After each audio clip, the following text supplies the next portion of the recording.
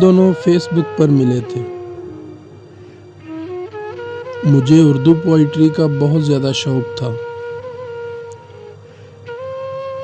میں اکثر اپنی آئی ڈی پر اچھی شاعری پوسٹ کرتا تھا۔ وہ لڑکی اکثر میری پوئٹری پر لائک کمنٹ کرتی رہتی تھی۔ پھر ایک دن اس نے مجھے ان باکس میں میسج کیا اور کہنے لگی کہ آپ کی شاعری مجھے بے حد پسند ہے، کیا ہم دونوں آپس میں بات کر سکتے ہیں؟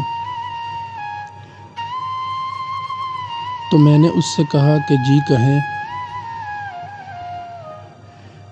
کیا بات کرنی ہے آپ نے؟ تو پھر اس نے مجھے اپنا تعارف کروایا اور اس کے بعد میں نے بھی اسے اپنا تعارف کروایا۔ پھر یوں ہی ہماری آپس میں بات ہونے لگی اور پھر ہم باتوں میں اچھے دوست بن گئے۔ اس کا نام کرن تھا۔ اس نے مجھے پہلے ہی بتا دیا تھا کہ میری منگنی ہو چکی ہے اور ادھر مجھے اپنی یاد کا پتہ تھا کہ میں دوستی کے آگے کبھی بھی نہیں بڑھوں گا۔ میں کبھی بھی اپنی زندگی میں کسی لڑکی کو سیریس نہیں لیتا تھا۔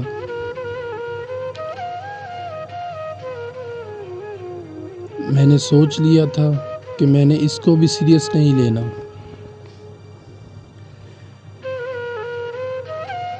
میں نے اپنی زندگی میں جن لوگوں سے بات کی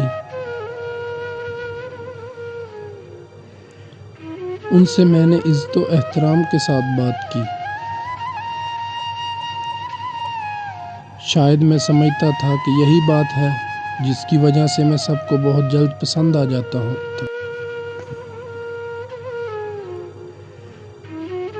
اور آہستہ آہستہ وہ لڑکی مجھے پسند کرنے لگی تھی۔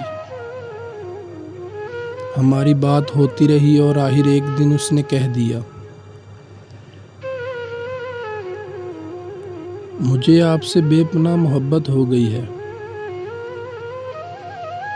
میں دل سے اپنی اس محبت کا آپ کے ساتھ اظہار کرتی ہوں۔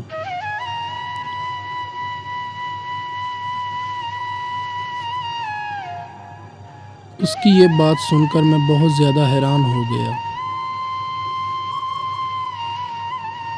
میں سوچ میں پڑ گیا کہ یہ مجھ سے اپنی محبت کا اظہار کیسے کر سکتی ہے۔ اس کی تو پہلے سے منگنی ہو چکی ہے۔ اس کی جب بھی مجھ سے بات ہوتی تو وہ اپنے منگیتر کی تعریف کرتے تھکتی ہی نہیں تھی۔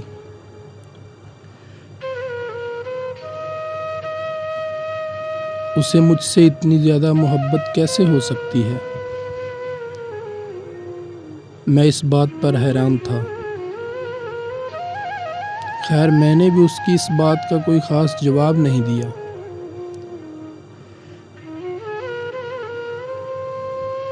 میں نے اس کی اس بات کو اگنور کیا، لیکن وہ مجھ کو بار بار کہتی تھی کہ مجھ کو بہت اچھے لگتے ہیں، میں آپ سے بے حد محبت کرتی ہوں۔ کہنے لگی آپ مجھ کو ایک چیز کا جواب دیں، آپ کو میری محبت پر یقین کیوں نہیں ہے؟ میں نے اس سے کہا، ارے پگلی، یہ پیار محبت یہ سب فضول چیزیں ہیں۔ میری بات مانو، ان سب چیزوں میں کچھ نہیں رکھا، اور سب سے بڑی بات یہ ہے کہ میں ان فضول چیزوں پر یقین ہی نہیں رکھتا۔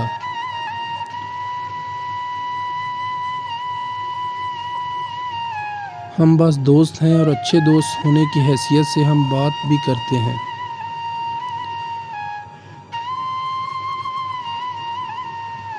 لیکن مجھے پتہ ہے میں اپنی حدود کبھی بھی کراس نہیں کروں گا۔ اس لیے میں تمہیں مشورہ دیتا ہوں کہ ہم دونوں کے لیے یہی بہتر ہوگا۔ تم اپنے دل سے یہ چیز نکال دو۔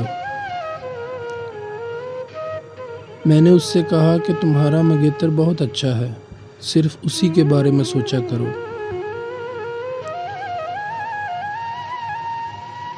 اور آگے جا کر تمہاری شادی بھی اسی سے ہوگی۔ میں نے جتنی بار بھی بات کی لیکن وہ میری بات سمجھنا ہی نہیں چاہتی تھی۔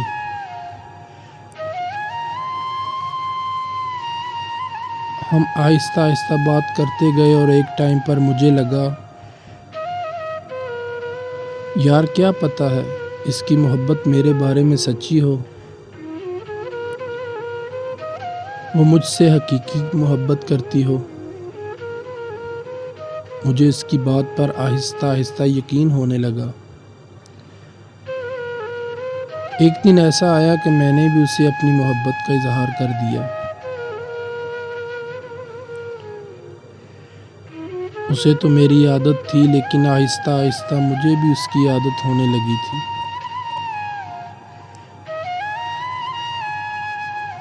ہم دونوں کو ایک دوسرے کے بغیر جینا بہت زیادہ مشکل ہو گیا تھا۔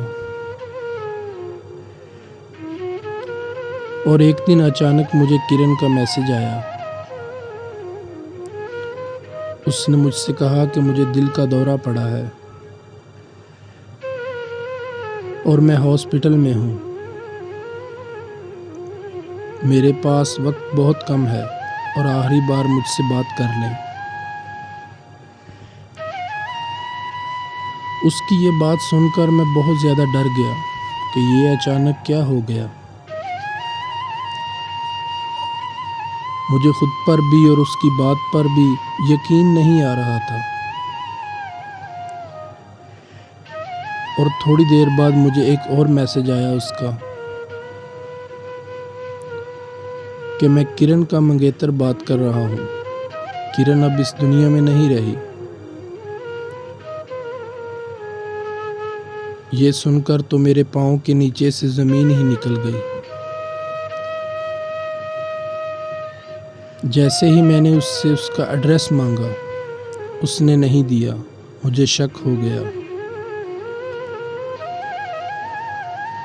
کہ یہ سب ڈرامہ ہے۔ میں نے کسی اور نمبر سے کال کی تو کرن کے ابو نے کال اٹھائی۔ ان کے گھر میں لڑائی ہو رہی تھی کسی بات پر۔ میں نے سب سن لیا تھا۔ مجھے ایسا لگ رہا تھا شاید کرن نے بتا دیا ہے اپنی محبت کا۔ اس کے ابو بہت تلخ لہجے میں بات کر رہے تھے۔ انہوں نے کہا کہ میری بیٹی کا نکاح ہو چکا ہے، اس کا پیچھا چھوڑ دو، اور تمہیں میں سختی سے منع کر رہا ہوں کہ آئندہ اس کے نمبر پہ کال یا میسج نہ کرنا۔ اس دن کے بعد میرا کرن سے کوئی رابطہ نہیں ہوا۔ میں اس کی مجبوری سمجھ سکتا ہوں لیکن اس نے مجھے بتانا ضروری نہیں سمجھا۔ وہ سیدھا سیدھا آ کر بول دیتی مجھ سے کہ میرے گھر والے نہیں مان رہے۔ اسے یہ سب ڈرامہ کرنے کی کیا ضرورت تھی؟ صرف ایک بار آ کر مجھ سے کہہ دیتی، میں اس کے راستے سے ہٹ جاتا۔ دوستو، کہانی اچھی لگی ہو تو لائک کر دیں۔ مزید ایسی کہانیوں اور ویڈیو کے لیے ہمارے چینل کو سبسکرائب کریں۔